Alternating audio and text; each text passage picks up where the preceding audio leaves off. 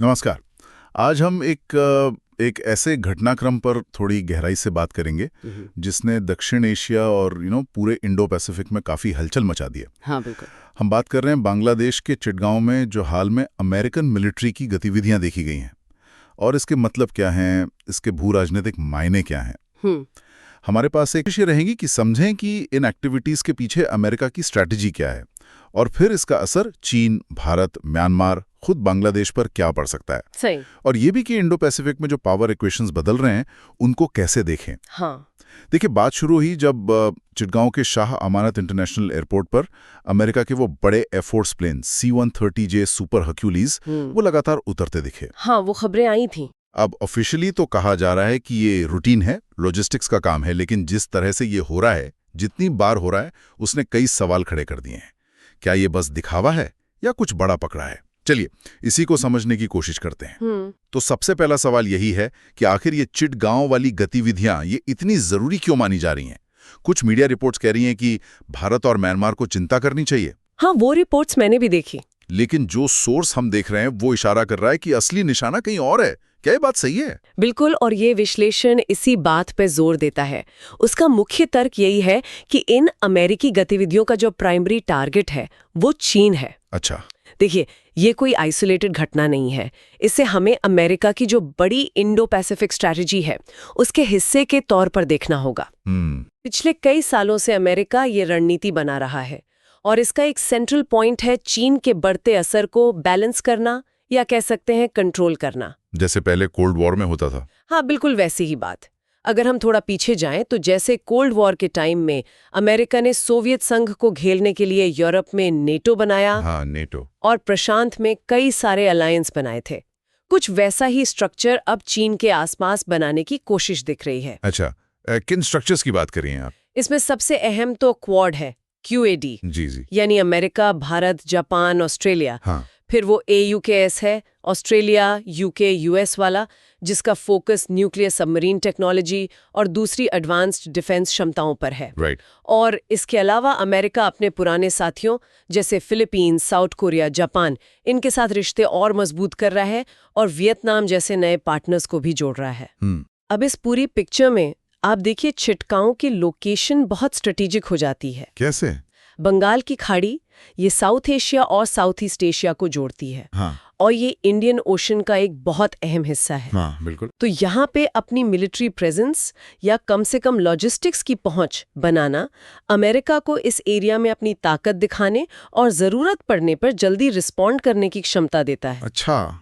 और ये चीन के जो समुद्री रास्ते हैं, खासकर मलक्का स्ट्रेट का जो विकल्प ढूंढा जा रहा है, उन पर भी नजर रखने में मददगार हो सकता है। तो चिटगांव एक तरह से एक नया स्ट्रेटेजिक पॉइंट बन सकता है। ये दिलचस्प है कि कैसे एक एयरपोर्ट पर कुछ प्लेन उतरने से इतनी बड़ी भू राजनीतिक कहानी जुड़ जाती है। लेकिन इस पूरी तस्वीर में भारत कहाँ है? हम लगातार सुनते हैं अमेरिका भारत की नजदीकियां बढ़ रही हैं, डिफेंस डील्स हो रही हैं, जॉइंट एक्सरसाइज। हाँ, वो तो है। क्वाड में भी भारत एक इम्पॉर्टेंट मेंबर है। तो क्या भारत इस अमेरिकी स्ट्रैटेजी का एक एक्टिव पार्टनर है? देखिए, यहीं पे मामला थोड़ा सा कॉम्प्लिकेटेड हो जाता है। हाँ, ये सच है कि पिछले करीब 2 दशकों में अमेरिका और भारत के रिश्ते बहुत मजबूत हुए हैं, खासकर डिफेंस और सिक्योरिटी में। हाँ। और चीन को लेकर दोनों की चिंताएं भी कॉमन है काफी हद तक। लेकिन भारत की अपनी एक इंडिपेंडेंट फॉरेन पॉलिसी है, जिसे हम अक्सर स्ट्रेटेजिक ऑटोनॉमी कहते हैं। हाँ, रणनीतिक स्वायत्तता। बिल्कुल। इसका मतलब यह है कि भारत किसी एक पावर ब्लॉक से पूरी तरह बंध कर नहीं रहना चाहता। वो अपने फैसले अपने नेशनल इंटरेस्ट के हिसाब से लेना चाहता है। और जो सोर्स हम डिस्कस कर रहे हैं वो भी यही कहता है कि भारत अमेरिका का एक महत्वपूर्ण पार्टनर तो है, लेकिन वो चीन के खिलाफ किसी फौजी गठबंधन या क्लियर कट ग्रुप का हिस्सा बनने से हिचकिचाता रहा है। और इस हिचक की वजह क्या हो सकती है? मतलब क्यों? इसके कई कारण हैं। देखिए, पहला तो भारत और चीन के बीच बॉर्डर डिस्प्यूट है, लंबा डिस्प्यूट है, लेकिन फिर भी वो पड़ोसी हैं और उनके बीच ट्रेड भी बहुत बड़ा है। हाँ, व्यापार तो है। तो भारत सीधे सीधे चीन से टकराव मूल नहीं लेना चाहता। दूसरा, भारत के रूस के साथ बहुत पुराने और गहरे रिश्ते हैं, खासकर डिफेंस में। हाँ, वो तो ऐतिहासिक है। भारत अपनी मिलिट्री सप्लाई का एक बड़ा हिस्सा आज भी रूस से लेता है। फिर एनर्जी सिक्योरिटी के लिए भी भारत रूस पर निर्भर है। तो ये चीजें भारत को पूरी तरह से अमेरिकी खेमे में जाने से रोकती हैं। और तीसरा, भारत खुद को एक उभरती हुई ग्लोबल पावर के तौर पर देखता है। वो किसी एक देश के पीछे चलने के बजाय एक मल्टीपोलर वर्ल्ड ऑर्डर चाहता है। तो भारत की ये जो बैलेंस्ड या कहें इंडिपेंडेंट पोजीशन है, इसका अमेरिका के लिए क्या मतलब है? यहीं पर बात और गहरी होती है। शायद इसीलिए क्योंकि भारत पूरी तरह से अमेरिकन स्ट्रैटेजी के साथ अलाइन नहीं करेगा, अमेरिका को इंडो पैसिफिक में, खासकर बंगाल की खाड़ी वाले रीजन में अपनी प्रेजेंस और असर बढ़ाने के लिए दूसरे ऑप्शंस पर ध्यान देना पड़ रहा है। अच्छा, यानी भारत के पड़ोसी देश जैसे बांग्लादेश और शायद म्यांमार। हाँ, शायद ये देश इन ऑल्टरनेटिव प्लान्स का हिस्सा हो सकते हैं। अमेरिका शायद ऐसे ठिकाने या ऐसे पार्टनर्स ढूंढ रहा है जहां उसे भारत जैसी स्ट्रेटेजिक ऑटोनॉमी वाली दिक्कतों का सामना न करना पड़े। और यहीं पर शायद म्यांमार का रोल आता है, जैसा कि वो विश्लेषण इशारा कर रहा है। म्यांमार की सिचुएशन तो वैसे ही बहुत अनस्टेबल है। हाँ, म्यांमार इस पूरी इक्वेशन में एक बहुत ही सेंसिटिव पॉइंट है। आपको पता ही है, फरवरी 2021 में जो मिलिट्री कूप हुआ, उसके बाद से म्यांमार एक गहरे सिविल वॉर में फंसा हुआ है। हाँ, हालात बहुत खराब है वहाँ की सेना, जिसे तत्मडॉ कहते हैं, उसका कंट्रोल देश के कई हिस्सों पर कमजोर हुआ है। और वो कई सारे एथनिक आर्म्ड ग्रुप्स और लोकतंत्र समर्थक पीडीएफ फोर्सेस से लड़ रही है। हाल में कुछ खबरें थीं कि तत्मडॉ ने कुछ एरिया में थोड़ी बढ़त बनाई है, लेकिन जमीनी हकीकत अभी भी बहुत कॉम्प्लेक्स और वॉलेटाइल है। तो सोर्स क्या कह रहा है म्यांमार के बारे में? अब देखिए, सोर्स एक ऐसी पॉसिबिलिटी की तरफ इशारा कर रहा है जो काफी गंभीर है। विश्लेषण ये सवाल उठा रहा है कि क्या अमेरिका म्यांमार में जो ये अस्थिरता चल रही है, इसका फायदा उठाकर वहां के जो विद्रोही गुट हैं, उनको मॉडर्न हथियार देकर, शायद ट्रेनिंग देकर सिचुएशन को और भड़काने की कोशिश कर सकता है। यानी एक तरह की प्रॉक्सी वॉर, जैसा पहले भी हुआ है दुनिया में। लेकिन इसका मकसद क्या होगा? चीन? अगर हम इसको बड़े कॉन्टेक्स्ट में देखें तो हाँ, इसका सीधा मकसद हो सकता है म्यांमार को अस्थिर करके चीन पर दबाव बनाना। अच्छा, वो कैसे? देखिए, म्यांमार की एक लंबी सीमा चीन के यूनान प्रांत से लगती है। हाँ, यूनान। ये इलाका चीन के लिए स्ट्रेटेजिकली बहुत महत्वपूर्ण है, खासकर उसकी एनर्जी सिक्योरिटी के लिए। और जो belt and road initiative BRI के तहत चीन म्यांमार इकोनॉमिक कॉरिडोर बन रहा है, उसके लिए CMAC। हाँ, तो अगर म्यांमार का पश्चिमी और उत्तरी हिस्सा, मतलब जो चीन बॉर्डर के पास है, अगर वो गंभीर रूप से अस्थिर हो जाता है, तो ये चीन के लिए एक बहुत बड़ी सिक्योरिटी चुनौती खड़ी कर देगा। इससे न सिर्फ चीन के इकोनॉमिक इंटरेस्ट प्रभावित होंगे, बल्कि उसे अपनी सीमा पर सुरक्षा भी बढ़ानी पड़ेगी। उसका ध्यान और रिसोर्सेज बटेंगे। और ये काम अमेरिका सीधे करेगा? सोर्स का अनुमान है कि शायद ये काम सीधे अमेरिका ना करे, बल्कि जापान में जो उसका पावरफुल 7th फ्लीट है, US 7th फ्लीट, हाँ, 7वां बेड़ा, उसके जरिए, मतलब इनडायरेक्टली किया जा सकता है। वो इस रीजन में अमेरिकी नेवल पावर का मेन बेस है। बाप रे, ये तो वाकई एक विस्फोटक संभावना है। इसके नतीजे तो बहुत गंभीर हो सकते हैं। लेकिन इसमें बांग्लादेश का क्या रोल है, जहां से ये सब शुरू हुआ? चिटगांव एयरपोर्ट का इस्तेमाल, ये बिना बांग्लादेश सरकार की मर्जी के तो नहीं हो सकता। बिल्कुल नहीं। बांग्लादेश इस पूरी कहानी में एक बहुत ही, कह सकते हैं, नाजुक स्थिति में फंसा हुआ है। एक तरफ देखिए, बांग्लादेश के डेवलपमेंट में चीन एक बहुत बड़ा पार्टनर है। चीन ने बांग्लादेश के इंफ्रास्ट्रक्चर प्रोजेक्ट्स में, जैसे पुल, पोर्ट्स, पावर प्लांट्स, इनमें अरबों डॉलर इन्वेस्ट किए हैं। हाँ, काफी निवेश है। तो बांग्लादेश अपनी इकोनॉमिक ग्रोथ के लिए चीन पर काफी हद तक निर्भर है। और दूसरी तरफ अमेरिका है? हाँ, दूसरी तरफ अमेरिका है, दुनिया की सबसे बड़ी ताकत, बांग्लादेश का एक अहम ट्रेड पार्टनर भी, खासकर गारमेंट्स एक्सपोर्ट के लिए। सही। और अमेरिका मानवाधिकार और लोकतंत्र जैसे मुद्दों पर बांग्लादेश पर डिप्लोमेटिक प्रेशर भी बनाता रहा है। लेकिन साथ ही वो सिक्योरिटी कोऑपरेशन और गारंटी का ऑफर भी देता है। तो चिटगांव एयरपोर्ट के इस्तेमाल की इजाजत देकर बांग्लादेश क्या संकेत दे रहा है? शायद बांग्लादेश अमेरिका को ये सिग्नल देने की कोशिश कर रहा है कि वो उसके लिए भी ओपन है, वो पूरी तरह चीन के पाले में नहीं गया है। तो क्या बांग्लादेश दोनों नावों पर सवार होने की कोशिश कर रहा है? एक तरह का बैलेंसिंग एक्ट? हाँ, इसे एक तरह का बैलेंस बनाने का प्रयास कहा जा सकता है। बिल्कुल। अमेरिका चिटगांव का इस्तेमाल करके बांग्लादेश को अपनी इंडो पैसिफिक स्ट्रैटेजी में और करीब लाना चाहता है। हो सकता है भविष्य में वो यहाँ और ज्यादा एक्सेस या परमानेंट फैसिलिटीज भी चाहे। लेकिन ढाका को ये डर भी है कि अमेरिका के ज्यादा करीब जाने से कहीं चीन नाराज ना हो जाए। और चीन की नाराजगी महंगी पड़ सकती है। हाँ बिल्कुल, उसका मतलब हो सकता है कि भविष्य के इन्वेस्टमेंट और लोन पर असर पड़े, या फिर चीन म्यांमार या दूसरे रीजनल इश्यूज पर ऐसा स्टैंड ले जो बांग्लादेश के इंटरेस्ट के खिलाफ हो। तो बांग्लादेश बहुत संभल कर कदम रख रहा है, लेकिन चिटगांव वाली घटना बताती है कि अमेरिकन प्रेशर या शायद अट्रैक्शन वो काम कर रहा है। ये पूरा मामला वाकई एक बहुत उलझावा जाल लग रहा है। अब अगर हम भारत पर वापस लौटें तो इस पूरी सिचुएशन का भारत पर क्या असर पड़ सकता है? आपने पहले कहा कि चीन पर प्रेशर बढ़ना भारत के लिए अच्छा हो सकता है, लेकिन म्यांमार में अस्थिरता का नेगेटिव साइड भी है। हाँ, भारत के लिए ये सिचुएशन एक तरह से दो धारी तलवार जैसी है।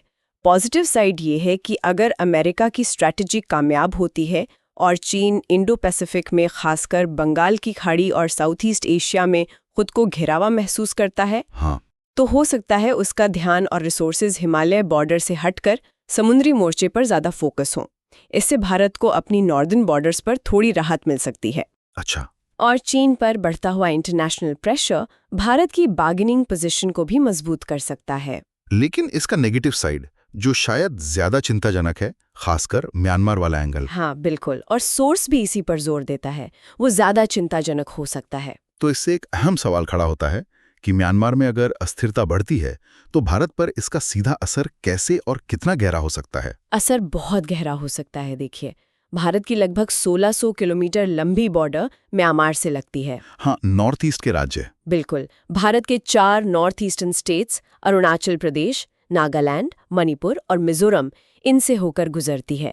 ये इलाका पहले से ही कई तरह के संघर्षों, उग्रवाद और बॉर्डर पार से होने वाली अवैध गतिविधियों जैसे हथियार और ड्रग्स की तस्करी इनसे जूझ रहा है। हाँ, मणिपुर की हाल की घटना ने तो इसे और साफ कर दिया है। बिल्कुल, तो अगर म्यांमार में सिविल वॉर और तेज होता है और वहां के विद्रोही ग्रुप्स को और ज्यादा मॉडर्न हथियार मिलते हैं, तो इसका सीधा असर इन भारतीय राज्यों पर पड़ेगा। कैसे? पहला, वहां से रिफ्यूजीज की संख्या बढ़ सकती है, जिससे लोकल रिसोर्सेज पर प्रेशर बढ़ेगा और सोशल टेंशन भी हो सकता है। दूसरा, म्यांमार के जो अस्थिर इलाके हैं वो भारतीय उग्रवादी गुटों के लिए सेफ हेवन बन सकते हैं, जहां से वो भारत में हमले प्लान कर सकते हैं या छिप सकते हैं। ये तो बहुत खतरनाक है। तीसरा, हथियारों का फैलाव बढ़ सकता है। ये हथियार सिर्फ उग्रवादियों के हाथ नहीं लगेंगे, बल्कि क्रिमिनल गैंग्स तक भी पहुंच सकते हैं, जिससे पूरे रीजन में लॉ एंड ऑर्डर की सिचुएशन बिगड़ सकती है। भारत म्यांमार में स्थिरता चाहता है और वहां किसी भी बाहरी दखलंदाजी के प्रति बहुत सेंसिटिव है, जो हालात को और बिगाड़ सकती है। तो निष्कर्ष के तौर पर हम ये कह सकते हैं कि चिटगांव में अमेरिकी विमानों की ये जो लैंडिंग है, ये कोई मामूली रूटीन मामला नहीं है। नहीं, बिल्कुल नहीं। ये एक बड़ा जियोपॉलिटिकल सिग्नल है जिसके तार बहुत दूर तक जुड़े हैं, और जैसा कि सोर्स का विश्लेषण कहता है, अमेरिका अपनी चीन सेंट्रिक इंडो पैसिफिक स्ट्रैटेजी को जमीन पर उतारने के लिए कदम आगे बढ़ा रहा है, और बंगाल की खाड़ी इसका एक नया अखाड़ा बन रही है। बिल्कुल सही। और इस उभरते हुए खेल में, जैसा सोर्स बताता है, भारत एक इम्पॉर्टेंट प्लेयर तो है, लेकिन अपनी स्ट्रेटेजिक ऑटोनॉमी के कारण वो पूरी तरह किसी एक साइड नहीं है। उसका रोल कॉम्प्लेक्स है और पार्शियल है। वहीं दूसरी तरफ म्यांमार और बांग्लादेश जैसे देश वो इस बड़ी जियोपॉलिटिकल चेस बोर्ड पर जैसे मोहरे बनते दिख रहे हैं, जिन पर बड़ी ताकतें अपनी चालें चल रही हैं और जिन्हें शायद अपनी तरफ खींचने या अस्थिर करने की कोशिशें हो सकती हैं। इन देशों के लिए अपनी सॉवरेनिटी और इंटरेस्ट को बचाना एक बड़ी चुनौती होगी। यकीनन। तो इन सब का निचोड़ क्या है? मतलब, क्या हम एशिया में एक नए किस्म के कोल्ड वॉर की आहट सुन रहे हैं, जैसा कि सोर्स में भी जिक्र है? देखिए, ये शब्द नया शीत युद्ध थोड़ा कंट्रोवर्शियल हो सकता है, लेकिन समानताएं तो दिख रही हैं।